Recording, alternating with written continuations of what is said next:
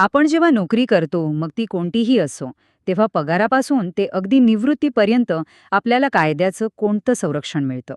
आज आपण याच विषयावर बोलणार आहोत. भारतातील कामगारांच्या हक्कांसाठी जे महत्त्वाचे कायदे बनवले गेले आहेत, ते त्यांच्या संपूर्ण व्यावसायिक प्रवासात कशी मदत करतात, याचा आपण सविस्तर आढावा घेऊया. हा प्रश्न खरं तर खूप महत्वाचा आहे आणि याचं उत्तर देण्यासाठी आपण एका कामगाराच्या नजरेतून त्याच्या नोकरीचा संपूर्ण प्रवास पाहूया, अगदी सुरुवातीपासून शेवटपर्यंत.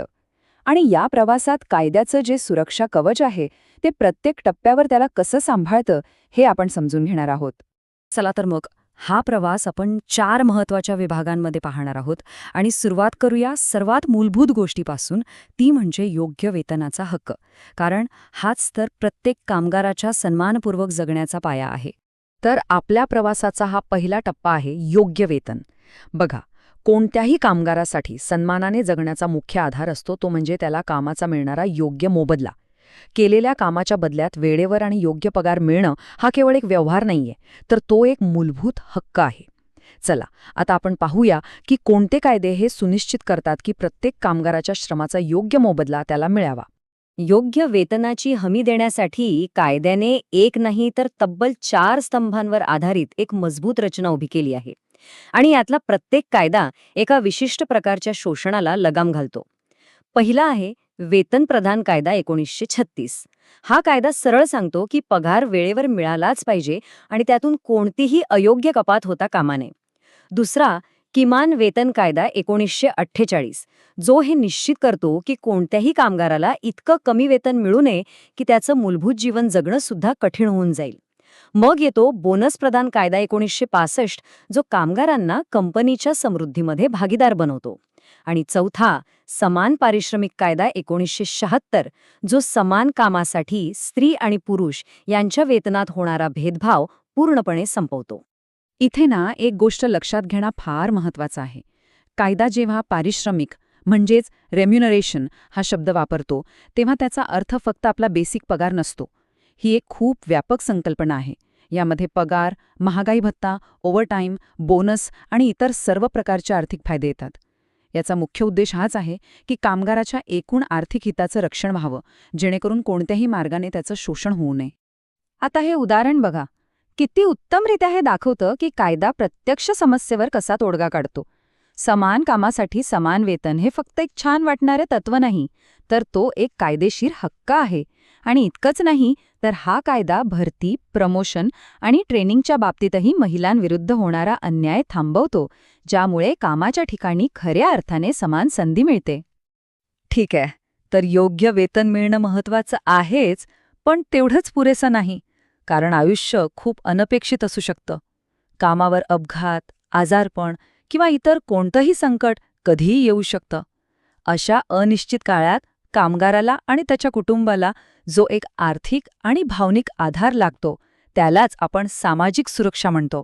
आणि ही अत्यंत महत्वाची ठरते. चला, आता बघूया कायदा इथे कशी मदत करतो. तर विचार करा, काय होतं जेव्हा रवी नावाच्या एका फॅक्टरी ऑपरेटरचा हात मशीनमध्ये अडकतो आणि तो आपली 2 बोटं गमावतो.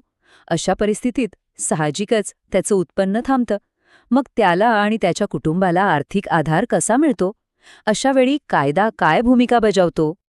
अशा परिस्थितीत मदतीला येतो कामगार नुकसान भरपाई कायदा. ह्या कायद्याने एक मोठी क्रांती केली असं म्हणायला हरकत नाही. कारण पूर्वी कसं होतं, कामगाराला नुकसान भरपाई मिळवण्यासाठी मालकाचा निष्काळजीपणा सिद्ध करावा लागायचा, जे खूपच कठीण आणि वेळखाऊ काम होतं. पण आता तसं नाहीये. ह्या कायद्यानुसार जर अपघात कामाच्या ठिकाणी आणि कामामुळे झाला असेल, तर नुकसान भरपाई देणं ही मालकाची कायदेशीर जबाबदारी बनते. ह्यात मालकाची चूक होती की नाही हा मुद्दा महत्त्वाचा ठरत नाही. तर सामाजिक सुरक्षेचे हे 2 महत्वाचे पैलू आहेत. एकीकडे आहे कामगार नुकसान भरपाई कायदा, जो कामावर झालेल्या अपघातांसाठी थेट मालकाला जबाबदार धरतो. आणि दुसरीकडे आहे कर्मचारी राज्य विमा म्हणजेच ESI कायदा, जो खूपच व्यापक आहे. हा फक्त अपघातापुरता मर्यादित नाही, तर तो आजारपण, मातृत्व आणि इतर वैद्यकीय गरजांसाठी कामगार आणि मालक या दोघांच्याही योगदानातून एक सामायिक विमा निधी तयार करतो. त्यामुळे कामगाराला आणि त्याच्या कुटुंबाला सर्व प्रकारच्या वैद्यकीय गरजांसाठी एक मोठं संरक्षण मिळतं. आता आपल्या कामगाराच्या प्रवासाचा पुढचा आणि महत्त्वाचा टप्पा येतो, निवृत्ती. अनेक वर्ष मेहनत केल्यानंतर जेव्हा नियमित पगार येणं थांबतं, तेव्हा काय? उतारवयात आर्थिक स्वावलंबन अत्यंत गरजेचं असतं. आणि इथे कायदा पुन्हा एकदा मदतीला येतो. तो हे सुनिश्चित करतो की प्रत्येक कामगाराला निवृत्तीनंतर आर्थिकदृष्ट्या सुरक्षित आणि सन्माननीय जीवन जगता यावं. निवृत्तीनंतरच्या आर्थिक सुरक्षेसाठी कायद्याने 3 स्तरांची एक भक्कम व्यवस्था तयार केली आहे. यातला पहिला आहे भविष्य निर्वाह निधी म्हणजे PF. ही आपली दीर्घकालीन बचत आहे, जी निवृत्तीच्या वेळी एक मोठी रक्कम आपल्या हातात देते.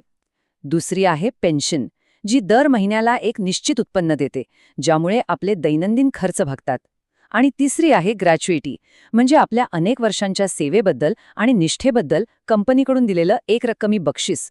हे तिन्ही लाभ मिळून निवृत्तीनंतरचं आयुष्य सुरक्षित करतात. ग्रॅच्युइटीचं तत्त्व खूप सोप्पं आणि सुंदर आहे. ही आपल्या निष्ठेची आणि दीर्घ सेवेची एक प्रकारे पोचपावती आहे. जर आपण एकाच कंपनीत 5 वर्षांपेक्षा जास्त काळ काम केलं असेल तर आपल्याला हा लाभ मिळण्याचा कायदेशीर हक्क आहे. आणि यातली एक महत्त्वाची गोष्ट म्हणजे दुर्दैवाने सेवेत असताना एखाद्याचा मृत्यू झाला किंवा अपंगत्व आलं तर ही 5 वर्षांची अट लागू होत नाही आणि कुटुंबाला तात्काळ आर्थिक मदत मिळते. आत्तापर्यंत आपण संघटित क्षेत्रातील कामगारांच्या हक्कांविषयी बोललो. पण त्यांचं काय, जे सर्वात असुरक्षित परिस्थितीत काम करतात, म्हणजे वेठबिगार, कंत्राटी कामगार किंवा स्थलांतरित कामगार? अनेकदा तर त्यांना मूलभूत हक्कांपासूनही वंचित ठेवलं जातं. आपल्या प्रवासाच्या या शेवटच्या भागात आपण हे पाहूया की कायदा या कामगारांना शोषणापासून वाचवण्यासाठी एक विशेष संरक्षण कवच कसं पुरवतो. हे केवळ एक कायदेशीर वाक्य नाही, ही मानवी हक्कांची एक शक्तिशाली घोषणा आहे. कर्जाच्या बदल्यात एखाद्या व्यक्तीला किंवा त्याच्या पिढ्यानपिढ्यांना काम करायला भाग पाडणारी ही गुलामगिरीसारखी प्रथा पूर्णपणे संपवणं हा या कायद्याचा उद्देश आहे. या कायद्यानुसार असं कोणतंही कर्ज आपोआप रद्द होतं आणि कोणालाही वेठबिगार म्हणून राबवून घेणं हा एक गंभीर गुन्हा मानला जातो. आपल्या अर्थव्यवस्थेत लाखो कामगार असे आहेत जे थेट कंपनीत कामाला नसतात, तर कंत्राटदारांमार्फत काम करतात किंवा कामासाठी एका राज्यातून दुसऱ्या राज्यात जातात. यामुळे त्यांना अनेक गंभीर समस्यांना सामोरं जावं लागतं, जसं की कमी वेतन, असुरक्षित नोकरी आणि मूलभूत सुविधांचा अभाव. त्यांच्यासाठी विशेष कायदेशीर संरक्षणाची गरज असते, कारण ते शोषणाला अगदी सहज बळी पडू शकतात. कंत्राटी कामगारांच्या हक्कांबाबत न्यायालयांची भूमिका कशी बदलत गेलीये हे यावरून अगदी स्पष्ट दिसतं. सुरुवातीला असं वाटत होतं की कंत्राटी पद्धत बंद झाल्यावर कामगारांना कायम नोकरी मिळेल. पण नंतरच्या काही महत्त्वाच्या निर्णयानुसार तशी आपोआप हमी मिळत नाही. तरीही एक गोष्ट महत्त्वाची आहे.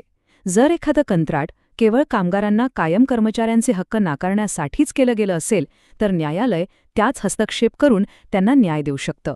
स्थलांतरित कामगारांसाठी कायदा हे स्पष्ट करतो की त्यांची जबाबदारी केवळ कंत्राटदाराची नसते, तर मुख्य मालकाची सुद्धा असते. त्यांना प्रवासाचा भत्ता, राहण्याची योग्य सोय, वैद्यकीय सुविधा आणि सगळ्यात महत्त्वाचं म्हणजे स्थानिक कामगारांइतकंच वेतन देणं बंधनकारक आहे.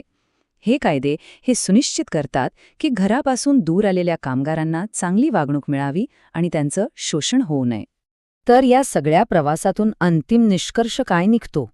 तो हाच की हे सर्व कायदे केवळ स्वतंत्र नियम नाहीत, तर ते सामाजिक आणि आर्थिक न्यायाच्या एका मोठ्या घटनात्मक दृष्टिकोनाचा भाग आहेत.